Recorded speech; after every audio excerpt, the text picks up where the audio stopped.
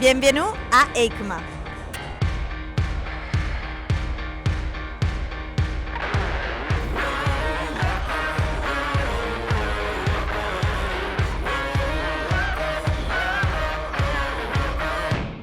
Bien le bonjour à tous les gars, c'est RS Biker. Aujourd'hui on est au Salon International de la Moto à Milan. Toutes les nouveautés autour de la moto, ça se passe ici à l'EICMA. On est là le 4 et 5 novembre pendant 2 jours. Je vais essayer de vous montrer les nouveautés de toutes les grosses marques moto. On sait qu'il y a Triumph qui a fait énormément de taf.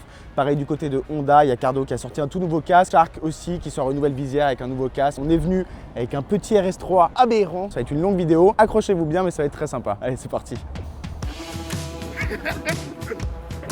L'EICMA 2025, c'est maintenant. Tu vois, j'ai le droit de pas te fouter? Non. On a passé enfin le contrôle de sécurité. Il y a énormément de halls. Oui, c'est tout, c'est parti. Une taille juste de ce hall là qui arrive. Oui, oui. Dis-toi qu'on en a passé 15 à peu près. Hein. J'ai trouvé Shark, les gars. Oh frère, c'est stylé. Ah oui. Does it come with like other colors? En gros, ça passe de clair à foncé en une seconde. Pour les tunnels, c'est pas mal. La déco, on reste toujours sur le Johan Zarco. Allez. Moi, je suis Johan Zarco. Je suis un pilote français en MotoGP. Je roule pour Honda. On voit la moto, elle est là-bas, aux couleurs de Castrol, Shark, marque française. Je suis avec eux depuis 2009, c'est quand même un paquet d'années. Et clairement, il y a eu du développement. Oui, c'est sûr. En MotoGP, bon, on sait déjà, tout est une question de détail. À quel point l'aérodynamisme du casque va jouer sur les performances que tu vas avoir en piste? Il y a 17 ans, le casque, on le met. Il y a déjà un peu d'études d'aéro dessus, mais le but, c'est d'être confortable dedans. Et la sécurité. Et la sécurité, c'est la première chose. Mais je roulais sur des motos qui vont pas très vite. Enfin, ça va déjà à plus de 200 à l'heure, mais c'est presque, ça va pas vite par rapport à la MotoGP qui va à 360 km/h. Et avec le temps, les motos ont évolué en aéro, mais du coup les casques et les combis se sont dit tiens, on va également bosser ça. Et j'ai pu bosser avec eux. Et c'est vrai qu'au-delà des 300, même à partir de 250 à l'heure, la tête elle commence à bouger. Si le carénage il n'est pas parfait, etc. Et ces évolutions d'aéro, elles ont permis déjà de stabiliser le casque. En plus, tu as fait pour le coup de l'endurance. Je sais pas si tu portais de l'Iron GP. Ah oui, maintenant c'est mon casque de tout le temps presque. Est-ce que tu sens du coup qu'au niveau de la fatigue, c'est moins fatigant entre guillemets parce que du coup l'air va moins coller sur le casque et il va venir justement bouger un peu les ailerons à l'arrière? Est-ce que ça joue beaucoup en endurance et en MotoGP aussi? En fait, le pilote ne va pas se concentrer là-dessus. Si on commence à chercher ces détails, c'est vrai qu'on peut le sentir. Mais en fait, c'est plus sur les études. On s'est rendu compte qu'avec ces nouveaux ailerons, et même ils ont apporté des flaps, ils appellent ça sur le côté, pour aider le pilote dans les virages à haute vitesse, pour éviter un peu cette torsion de la tête. Et en fait, même en ligne droite, les flaps bougent beaucoup pour continuer à toujours s'adapter et mieux coller. Ce qui a été super intéressant et remarqué, c'est qu'en fait, selon comment est étudié l'aéro, ça allège un peu le casque. Celui-là, il est vraiment développé pour les très hautes vitesses. Mais là, celui d'à côté, c'est la même déco. Mais c'est pour l'utilisateur sur la route. Celui-là, par exemple, si tu le prends en ville sur le scooter, tu vas te dire mince, il est bruyant, il n'est pas si confortable. Tu baisses la tête, tu n'as presque plus aucun bruit. Celui-là est étudié pour avoir la tête un peu plus droite parce que quand tu es en ville, tu ne vas pas te mettre comme ça. Et du coup, voilà, ils étudient quand même les casques pour l'utilisateur de route et après celui qui aime bien la piste est foncé. Tu l'as pas testé sur la route celui-là si? Parce que comme je sais que toi tu roules pas mal sur la route en scooter etc. Est-ce que tu as déjà testé celui-là? Non, pas encore, il vient de sortir. Je suis en train de le découvrir là au salon avec toi. Est-ce que c'est Scott qui a fait justement le développement de ce casque? Toi t'as pas bossé sur celui-là, même si j'imagine que… Non, on avait pris le temps pour celui-là. Et là c'était un autre modèle et surtout pour la déco que Scott Redding a sorti qui est elle pète bien. Vraiment sympa. C'est vrai. Mais ça apporte ce côté racing sur un prix plus abordable que le Iron GP. Exactement, on est quand même à un quart du prix, donc oui, effectivement. Quand tu échanges avec les ingénieurs du coup de Shark, est-ce que toi tu vas plus axer sur la sécurité, sur le confort? C'est quoi ce que tu vas essayer de mettre en avant? Sécurité, j'ai toute confiance. En plus, ce qui est cool avec Shark, c'est qu'au niveau des homologations, il y a des grosses homologations FIM. Shark est déjà dans le coup et a pu homologuer dès le 1er janvier. On aura les casques FIM 2 homologués. Que les autres marques n'arrivent pas à le faire parce que c'est tellement de boulot en recherche et développement pour réussir à être dans le game, quoi. Et là, cette année, j'ai un peu plus bossé parce que je me sentais plus à l'aise sur la moto. Du coup, je suis allé chercher encore d'autres détails dans le casque au niveau du bruit. Du coup, j'ai un peu bossé autour de l'oreille. pour voir. La Honda semblait faire plus de bruit que la Ducati. Ok. Et du coup, j'ai essayé de bloquer un peu mon oreille. Et ça, c'est des retours que tu fais à chaque toi? Ah ouais, complètement. Et Ok, d'accord. on essaie un peu des mousses, de les caler autrement. Ouais, Et on a bossé aussi cette année, mais ça c'est plus Dorna qui veut créer ça, les écouteurs dans les oreilles. Ouais. Et du coup, Shark, comme c'est une des grandes marques des Grands Prix, sont là aussi pour participer. On n'arrive pas à faire un truc comme la Formule 1 parce que nous, sur la moto, on est tout le temps en mouvement, alors que la Formule 1, ils sont dans le cockpit et presque ça bouge plus la tête, j'ai pas le mot, mais on fait trop face aux éléments. Et du coup, le système Formule 1 ne fonctionne pas pour les motards. Okay. Dernière question du coup, qu'est-ce qui te rend fier toi de faire partie de la famille de Shark aujourd'hui? Toi, tu dis ça fait je crois 17 ans que tu es avec Shark? Ouais, 17 ans. Ouais, c'est ça. Bah, c'est déjà marque française. Ça c'est sûr, Marseille. Moi j'habitais autour d'Avignon, ou Avignon-Marseille, c'était là quoi. Tiens, on aimerait développer ça, à quel moment tu t'entraînes, est-ce qu'on peut venir à ton entraînement? C'était à Alès les premiers tests? Comme je sais que t'as À pas mal roulé à Alès, Alès. ensuite même ils sont venus en Espagne. Ça me rend fier. C'est pas seulement un sponsor, il y a une vraie relation. Et les designs, c'est vrai que maintenant on anticipe D'ailleurs, ils vachement. viennent de te présenter ton nouveau design toi. Ouais, exact. Et on arrive maintenant à préparer les designs en amont, surtout que le jour où je le porte, comme celui-là du Grand Prix de France 2025, quand je l'ai mis sur la tête le vendredi, eh ben, les gens pouvaient, s'ils ont le coup de cœur, ils peuvent l'acheter. Ils n'ont pas besoin d'attendre 6 mois que le casque sorte. Oui, c'est vrai que c'est assez rapide pour le coup. Bon, merci beaucoup alors. J'espère que le design t'a plu, j'ai hâte de le voir personnellement. Et il est sympa. C'est pas la même chose. Ça n'a rien à voir. Mais le but, voilà, c'est d'un peu de faire bouger et plaire. Très bien, parfait. Bon, merci beaucoup. De rien. Bonne chance pour la suite et à bientôt peut-être. Un troisième interview, on sait jamais. On reviendra. Alors avant d'aller déjeuner, on passe faire un tour sur le stand Zontes et on s'arrête sur la 703R et franchement c'est une belle surprise. La marque elle passe un vrai cap avec un 3 cylindres de 95 chevaux, un moteur entièrement nouveau et un design affûté qui en impose pas mal. L'équipement il est complet, un écran TFT, système sans clé, poignée chauffante incluse et un réservoir de 18 litres et ça c'est plutôt rare sur le segment. 196 kg. C'est bien mais c'est bien mais Non mais attends, on va pas préparer, elle est pas allée. j'arrête de lui parler à lui, je me casse les couilles. Mais R7 il fait 180 kg. Tout plein fait? Ouais voilà, allez, voilà, tu refoutrais. Et juste à côté du coup la 703RR qui reprend la même base moteur mais avec un look bien plus radical. Ce qui est juste dommage c'est que les demi-guidons sont au niveau du tête de fourche, on aurait bien aimé peut-être avoir des demi-guidons un peu en dessous du tête de fourche pour une conduite encore plus sportive et pourquoi pas venir concurrencer avec la 675RR qu'on retrouve très souvent sur piste. Tu veux voir avec quelle moto je roulais quand j'avais 14 ans? Les retours en enfance de Kiki, Kylian ne pas assuré. Ma bêta en 14 ans les gars. Ouais, ça me fait tellement bizarre frère. J'ai l'impression que ça fait 100 ans que j'ai pas roulé avec ça. Ça me fait vraiment bizarre. Je vais peut-être pas. Ouais, je fais 20 kilos de moins. C'est vrai aussi. Ouais. Les gars, depuis qu'il est 11h, on se dit quoi? On va aller manger. On n'a jamais été manger. Et surtout on s'est levé à quelle heure ce matin? On s'est levé à 3h30. Et on n'a pas mangé hier soir. Et on n'a pas mangé hier soir. Oh mais ça sert pas mal ça, regarde. Je sais pas quoi manger les gars. Honnêtement je suis un peu tenté par rien moi. Tu prends quoi Kiki? Pareil que toi. On se retrouve après, peut-être sur le stand de Honda. Non, c'est F Moto. Ils ont sorti 3 motos, on va attendre. Bon les gars, là je suis extrêmement excité. On est sur le stand de CF Moto. J'ai essayé de pas me faire spoil depuis ce matin. Tout le monde me parle des nouveautés. Ils ont sorti 3 motos. Il y a rumeur d'un V4 à 90 degrés avec 114 Nm de couple. Il se prend tous les piétons, ça prend mal.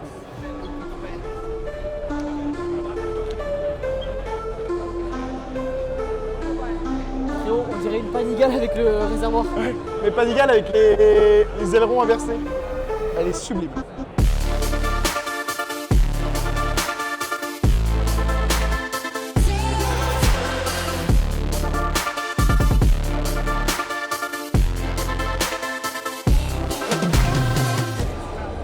Elle est incroyable. Honnêtement, j'ai pas les mots. Maintenant, j'ai testé très récemment la 675 sur piste. Elle était extrêmement maniable. Donc si la V4 ressemble, en termes de maniabilité en tout cas, à la 675 SR, ça va être une bombe sur piste. Mec, honnêtement, je vais aller voir les specs, elle est incroyable, elle est dingue. J'adore. Vas-y, mets-toi un peu là, comme ça, t'as la moto derrière. Ouais, la priorité c'est là-dessus. Ouais, oui, quand même, ouais. Bonjour Yann, je suis Leslie, je suis la responsable marketing communication du groupe GD France, qui est l'importateur officiel de CF Moto sur le marché français. Est-ce que tu sais si c'est du 50% piste, 50% route? Alors clairement déjà, là on est sur un prototype. Donc Ouais. l'année dernière on avait le concept, là on a le prototype. Pour l'instant, CF Moto ne s'est pas positionné franchement dessus, mais clairement oui, on va être sur une moto mi-piste, mi-route, et on est vraiment sur une vitrine du savoir-faire technologique de CF Moto. Après encore une fois, c'est un prototype. Bien on sait sûr. que sur les prototypes, on a toujours des éléments qui ne se retrouveront pas sur la moto de série. C'est évident que sur la moto de série, tu as des éléments que tu retrouves ici que tu n'auras pas. Ouais, les étriers, les jantes. Voilà, par exemple. Par contre, on sait quand même qu'en général, la moto de série est très proche du prototype. Je suis quasiment sûr que ça restera des doubles étriers Brembo. Voilà, on va rester sur des équipements et des partenaires de qualité, mais ce sera évidemment pas comme le exactement prototype. ça. En règle générale, quand ils montrent un prototype sur l'ECMA, l'année d'après, tu as la moto de série qui est présentée et quelques mois après, tu as la moto de série qui est en concession. Si c'est comme ce qui se passe habituellement chez CF Moto, tu peux t'attendre à la retrouver dans les concessions CF Moto en France courant 2027. Petite question du coup justement sur l'ADN de cette moto. Vous êtes en moto 2 et moto 3. Est-ce que vous avez tiré un petit peu entre guillemets des leçons justement de vos engagements dans la compétition pour faire cette moto-là? Est-ce que ça vous a aidé? Oui, bien sûr. Ouais. Alors déjà, il faut savoir que CF Moto a plusieurs centres de recherche et développement dans le monde. Tu en as en Chine, tu en as aux États-Unis, tu en as en Italie avec le studio Modena Forti qui est celui qui a fait le design également de nos motos. C'est beaucoup de leur temps en compétition et de leur expérience en compétition et du team Aspar pour pouvoir perfectionner ces motos. Est-ce que vous avez une ambition pour cette moto de faire de la compétition plus tard? Encore une fois, on n'a pas les ambitions de Vous l'avez CF pas Moto, encore. mais oui, je pense clairement qu'aujourd'hui, ils sont très impliqués en compétition. Ils arrivent avec une moto, avec cette moto-là. Faites pour Je la pense que piste. c'est quasiment sûr que tu vas la retrouver dans des compétitions, même si nous, on doit faire des coupes de marque ou en tout cas, voilà, si on doit la mettre sur des coupes, sur des courses dans les pays. Mais je pense que CF Moto, l'usine, va déjà s'en occuper avant nous. Est-ce que tu as une idée du tarif ou pas ou toujours pas? Absolument pas. Absolument Alors là, pas. vraiment, je On est peux même pas d'accord. donner fourchette. Même je pas en sais dessous de 20 000 du euros, tout. on sait pas. Aucune idée. Aucune idée. Je vais vraiment pas te dire de bêtises, Allez, donc je ça préfère va. rien te dire. Pas de soucis, très bien. Merci pour ton temps. Avec plaisir. Salut Leslie. Contrairement à CF Moto juste avant, chez Ducati, on cache rien. Justement, ce qui saute aux yeux cette année, c'est que la marque a mis son bicylindre en L un peu partout. Le V2 de 955 cm3 qu'on connaissait sur la Panigale V2, il passe maintenant sur plusieurs modèles comme la Hypermotard ou encore la Street Fighter.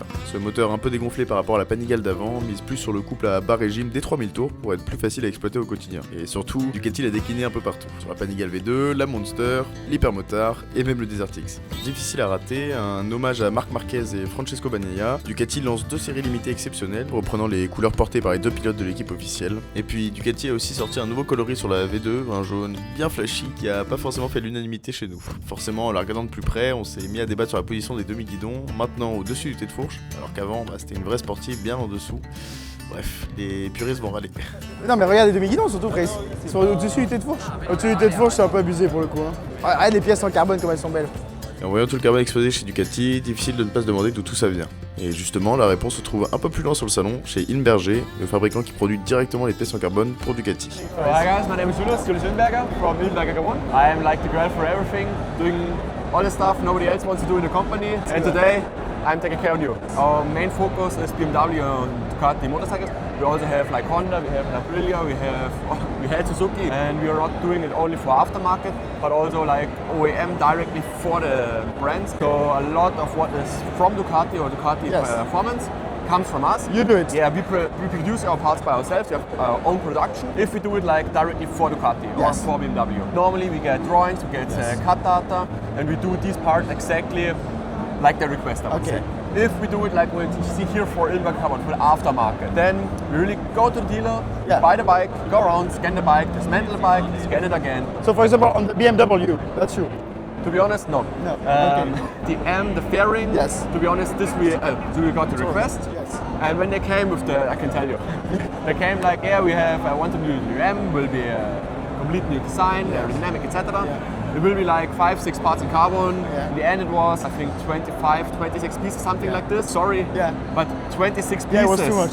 At one point we just can't handle Yeah, it. yeah, It's yeah, too of much parts, you know. Alright, So okay. this we didn't do, no. Okay, but the Panigale for example, you Yes. did it. Do you know what makes your company special? Like why is like your carbon for example better? The first thing is, I would say, the quality of the part. As far as I know, we're the only one who's doing it. We have like powder coat directly on the raw part before we paint them. And we do this on the inside and on the outside. For the next 10 years, I can guarantee you, It's gonna you have no problem. And also, if you feel it, feels different than normally from carbon. In Germany, everything you put on a motorcycle needs to be like, Yeah, approved. yeah, approved. Yeah, Go to the police control and they say, where's the approval? Give them and it's fine. Okay. In France usually we can't change anything. Yeah. Do you know if it's approved in France or not? We have such a high standard that also in France, in Italy, in Spain, normally they just accept it. Well thank you so much. Thank you for Have a coming. good day. Have a good trip. Good luck for Enjoy the EICMA. EICMA. Bye.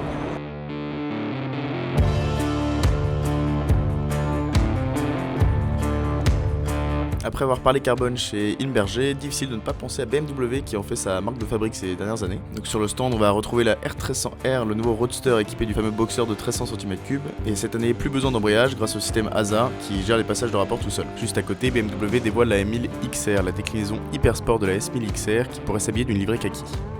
On a aussi la R1300 RT, toujours plus techno, avec un tableau de bord immense et une gestion électronique du vent grâce aux épaules qui peuvent maintenant changer de place. Et pour finir, la S1000RR qui revoit légèrement sa position de conduite. Les demi-guidons sont désormais au niveau du thé de fourche, histoire de rendre la moto un peu moins radicale sur route. Et puis il y a surtout le concept RR, une sorte d'aperçu du futur des sportifs BMW, plein de carbone, un look ultra agressif et la promesse d'une génération encore plus radicale. On l'a vu passer il y a genre quelques mois sur les réseaux.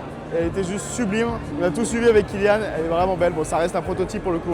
On avait parié un petit peu sur justement une version un peu HP4, mais remis au goût du jour. Je pense qu'elle va être à peu près la même ADN que la nouvelle V4 de chez CF. Voilà, ça reste un concept, on n'a pas de date de sortie pour l'instant. En tout cas, c'est une très très belle moto. En parlant de concept, impossible de faire l'impasse sur Honda. L'année dernière, ils avaient présenté un moteur V3 avec compresseur électrique et cette année, le moteur est carrément dans la moto. C'est sans doute le concept le plus attendu de tout le salon et honnêtement, on comprend pourquoi. À côté de ça, Honda ne reste pas sur un seul front, ils ont dévoilé 2 nouveaux concepts électriques annoncés pour 2025-2026. Et puis du côté des motos thermiques, la CBR 500R évolue avec l'arrivée de l'e-clutch, une assistance électronique qui permet de passer les rapports sans toucher à l'embrayage. Bref, Honda fait ce qu'ils savent faire, innover dans tous les sens, sans oublier les bases.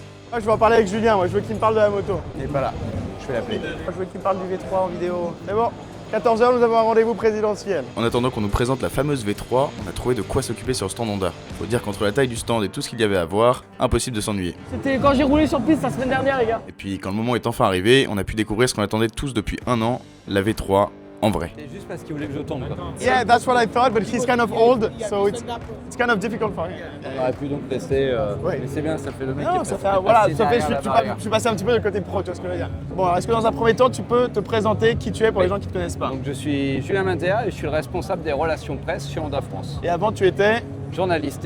donc Journaliste t'es calé en moto. Ça va. Bon, alors derrière nous, qu'est-ce qu'on a? Derrière nous, on a le futur de la moto.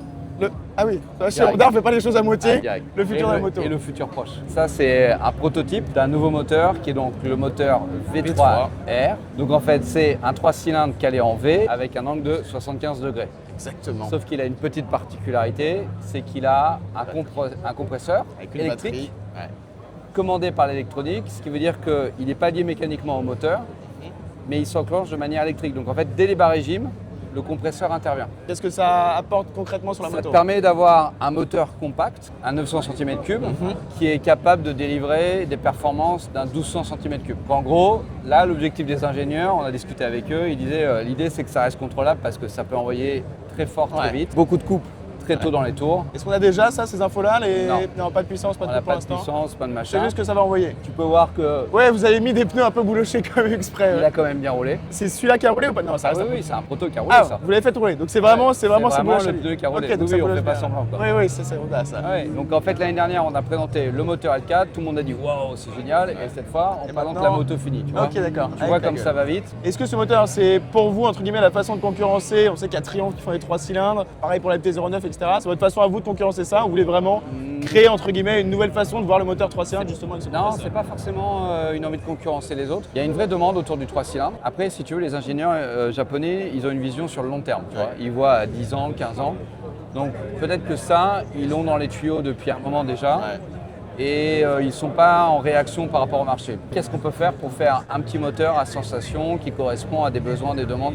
Il y a vraiment une réflexion d'ingénieur. Est-ce que tu dirais que toi, que cette moto est spéciale, entre guillemets, parce qu'elle a le V3 ou c'est vraiment le compresseur, comme tu as dit, électronique, qui C'est les fait deux. qu'elle c'est Les deux. l'ensemble? L'architecture, un V3, il n'y en a pas beaucoup sur Bah le ouais. marché. Surtout que ni vous, dans c'est votre l'histoire. première. Vous en faisiez avant, mais sur les 2 temps.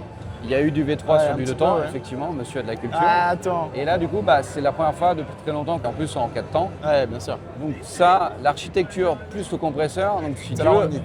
au moment où on dit le thermique c'est fini, on va faire l'électrique machin, on va vous faire une machine à Ça, sensation. surtout tu que verras, normalement, c'est on a quand même extraordinaire. tendance un peu à être sage, donc effectivement, là, que Ouais. vous sortiez ça alors qu'on s'approche un peu Ils des sont sages, mais des fois ça part un peu. Des fois, ça part un peu en en couille. Bah, on l'a vu avec Ouais. la CBR 1000 qui marche quand même plutôt bien. Et la gueule, alors ça, c'est la gueule finale, parce que pareil, Honda nous a pas trop habitués, entre guillemets. Une face avant un peu comme ça, C'est un prototype, mais donc la gueule avant peut changer.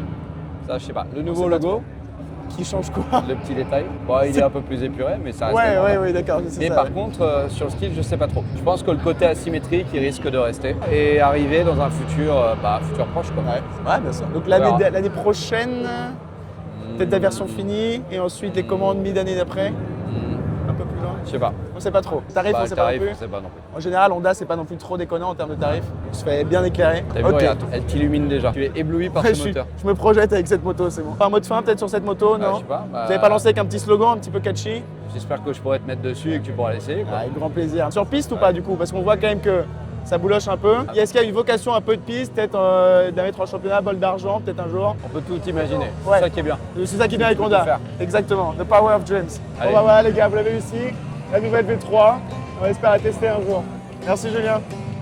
À plus. Et forcément, qui dit Honda dit Johan Zarco, et qui dit Johan Zarco dit Shark. La marque française continue de mettre le paquet sur la gamme racing, avec notamment le tout nouveau Squall Cup, un intégral qui reprend l'ADN pure piste de la marque, avec un prix beaucoup plus accessible. Boucle double D, un intérieur racé, et surtout un tout nouveau spoiler. Et pour incarner tout ça, ils ont choisi Scott Redding, qui colle parfaitement à l'image de ce nouveau casque. Et justement, on a pu en parler directement avec lui sur le stand de Shark. Hi, I'm Scott Redding and I'm now a British Superbike rider and ex-MotoGP rider. It's been great to be involved with the development of the new helmet. You know, I helped Shark develop an aero system with their helmet before, which was nice, and I've been with them for many years, so I feel like I have Shark engraved in my body. I've trusted in them for many years. They believed in me for many years, so to be involved in the project and be the face of the 3 replica helmet, something I never thought would happen, and you know, dreams can come true. Yeah, of course. So from a rider perspective, what were the main ideas that you wanted to bring into this helmet? The main thing that we brought to the Squall Cup was the aero. Yes, We tried to bring this from the race helmet, so the technology from the circuit we wanted to bring to the street. First of all, because it looks amazing. It's very eye-catching Yes, because it's sharp, but it's not just looks, it's also to actually perform. So we have the stability here, stability on the back there, and on the road you're not riding in a tuck position, you're riding upright and you get a lot of head movement. So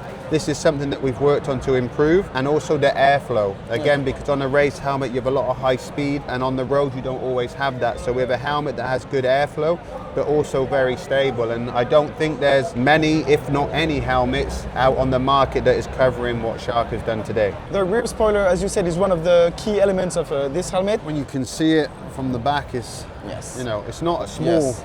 fin, Yes.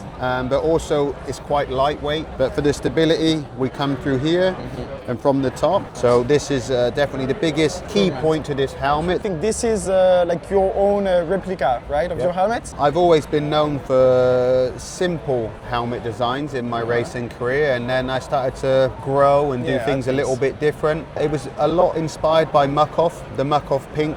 Okay. I like that pop of the fluorescent, and then I wanted to bring a bit of like this futuristic edgy to it, but actually I like the way the two colours work mixed together. yeah. So yeah, it's something that's a bit wild, but it's not too crazy. Yeah. Same as the race helmet, we have the Comeback Kid, which was my slogan for this year. Also with this helmet, you have the visor that comes down, Okay. and that's what I like. The helmet's very stylish, but you still have the key points of what Yes, a road yeah, helmet road helmet, of actually course. needs. Would you say that this helmet is like 50-50 for like the road and the track? Oh, that's a good question. I With the mean, spoiler and all. for the track, Of course, there is the Aero for GP. the yeah. track we have Yes. the baby. Of course, you yeah. know, we have the Yes, real deal yes. for the track. But for people maybe that don't have like, this budget, For the best of both, Yes. you have this one. Yes. You know, you It can works go great. to the track Yeah. with this. did you try it on the track? I haven't yet.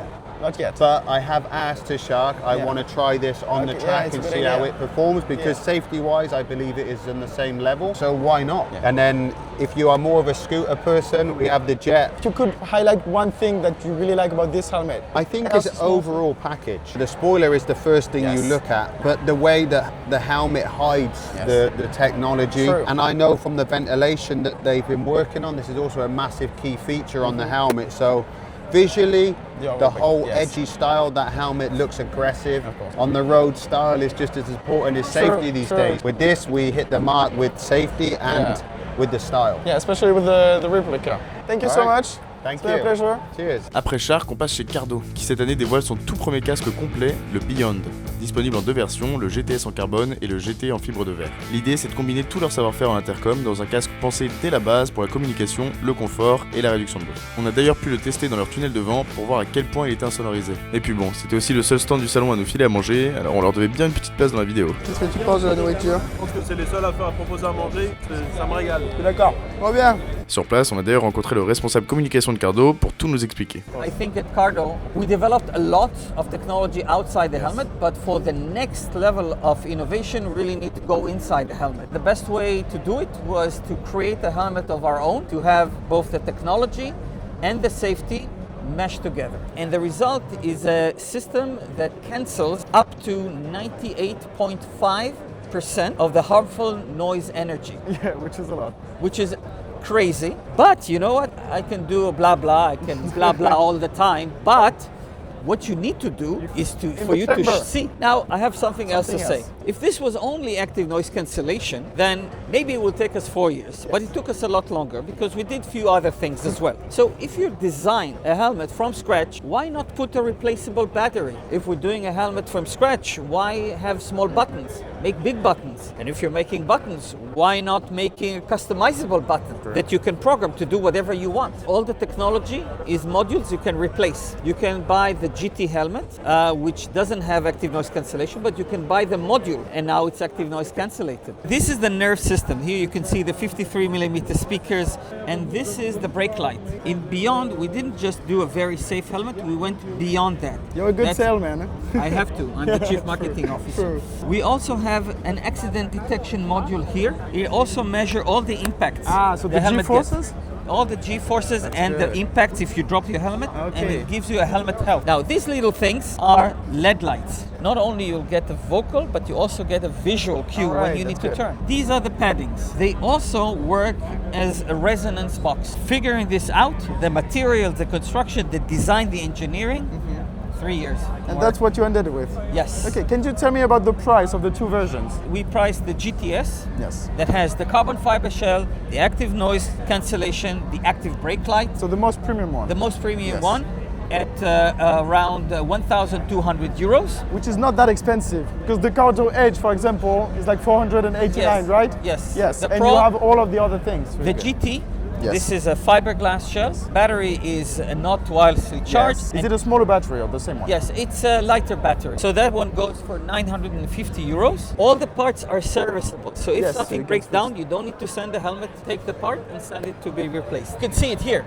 one of them being destroyed. I think the message of this thing is this is not a great helmet with a retrofit of electronics. Yes. This is one unit that's been developed together. Do you have something to add? I did almost 3,000 kilometers with it, and I can tell you what I told the first time I rode with it. I don't want to ride with any other helmet. I don't care what brand it has. I love this helmet. Once you tried it out, I think you'll say the same. You think so? Yes. All right.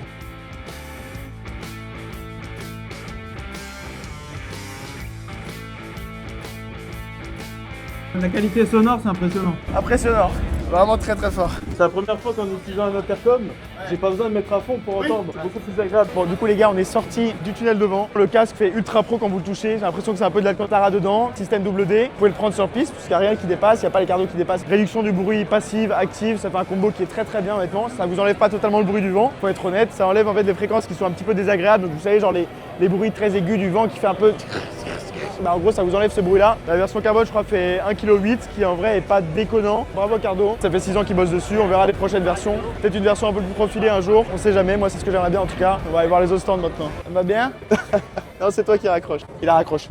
Il y a de plus en plus de marques chinoises quand même. Si on peut faire un peu ce débrief là. Bon il y a Honda bien évidemment. Ils sont gigantesques dans le game. Les CF Moto ont quand même un gros stand aussi. La QJ Motor on n'y est pas allé mais ils avaient l'air assez gros. Et maintenant cap chez Yamaha. Côté deux roues urbains, ils ont remis un gros coup sur les scooters. Et pour les sportives, la Yamaha R7 reçoit une grosse mise à jour en 2026. On est sur le stand de Yamaha, quelques petites nouveautés. On peut voir un aérodynamique un peu plus travaillé, c'est un peu plus profilé par là. La grosse nouveauté quand même sur cette R7 cette année, c'est une centrale inertielle qui va être dérivée de celle de la R1. On va avoir du coup une centrale IMU sur 6 axes. En général, c'est pour avoir le contrôle de la glisse sur l'angle. Peut-être que c'est le cas sur cette R7. Elle a vraiment une belle tête. On peut voir que les demi-guidons sur la R9 sont un petit peu plus hauts que la R7. Donc on a vraiment une moto qui se rapproche de plus en plus de la R6 et aussi aussi la R3, ça faisait ultra longtemps qu'on avait toujours la même gueule. Et là, enfin, ils sont venus un peu la retravailler, ils ont mis des sortes de mini ailerons à l'avant. Un petit avis sur cette R9, Kylian? Ce que j'aime pas moi sur cette moto, c'est le gros trou qu'il y a au-dessus du moteur. Sinon, le réservoir il est immense, on dirait une R1. Tamiya, c'est R9 ou pas? Triple, R9 ou R1, mais ça dépend. Rien à voir. 3 motos totalement différentes. 3 motos totalement différentes. Et pour célébrer les grands moments, Yamaha fait aussi un anniversaire spécial avec une série limitée, 70e anniversaire, sur ses modèles R. Oh, des cartouches, elles sont belles, hein. On dirait vraiment une R1 quand tu regardes juste au-dessus. Oui, t'as un Ah, t'as régulateur de le vitesse. régulateur de vitesse, ouais. T'as vu la taille du Komodo ou pas? Le Komodo, il est gigantesque. Ouais, il est là. Même les clignots, regarde. Ah, Yamaha, vous avez déconné là. Tu fais quoi, Kylian? Je sais pas, j'essaie de comprendre ce que c'est. Prends le côté gauche, je prends le côté droit. Il a pété. Partez d'ici vite. Partez d'ici. Vous avez vu le mec. Ouais, moi je me casse, j'ai pas confiance. T'es fier de ta connerie? Il y a Triomphe là. Ah bah on va y voir Triomphe, ils ont sorti des beaux trucs. Vas-y, traduis ce panneau, Kylian. S'il te plaît, monte sur la selle. C'est 2 mots, c'est pas 3 mots. Chez Triumph aussi, il y a du nouveau. La marque anglaise a dévoilé une Tiger Sport 800, une sorte d'entre-deux entre trail et sport tourer. À côté, on retrouve la Trident 800, un roadster qui vient logiquement s'intercaler entre la 660 et les modèles plus radicaux de la marque. Et enfin, Triumph a présenté la TFE, son tout premier prototype d'enduro électrique, ainsi qu'une Speed Triple 1200 RX, l'édition la plus radicale de la gamme. Kylian en triomphe. Régulateur de vitesse et tout. Tu veux partir chez les Anglais? Je pense prendre la couleur abeille, la noire et jaune. Voilà les gars. Par contre c'est Komodo, je suis désolé mais ça, du rouge comme ça c'est pas beau. Je vais faire la course les gars. Quoi comme auto, Kylian? BMW. Tout droit, tu prends quoi? Mais frère, c'est une course, en gros, on est tous sur le même circuit en même temps. Putain, les gars, on a ramené Shark avec nous. Oh, c'est bien sûr. Et là, t'as trouvé une moto? Prends la R9. Mais t'es en CBR à la maison, frère, tu fais chier, toi. Non, en plus, c'est franissime, ouais, c'est franissime. Un peu trop habitué au luxe, toi. Les gars, ils vont me parler en italien. Tout droit, juste là, qui apprend. Hein? Allez, mon gâté, bonne chance.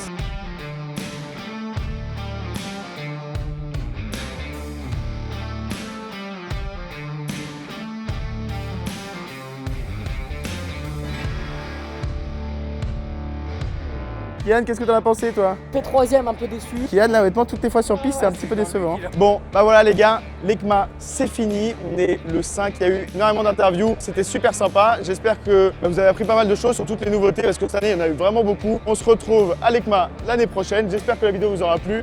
Allez, salut!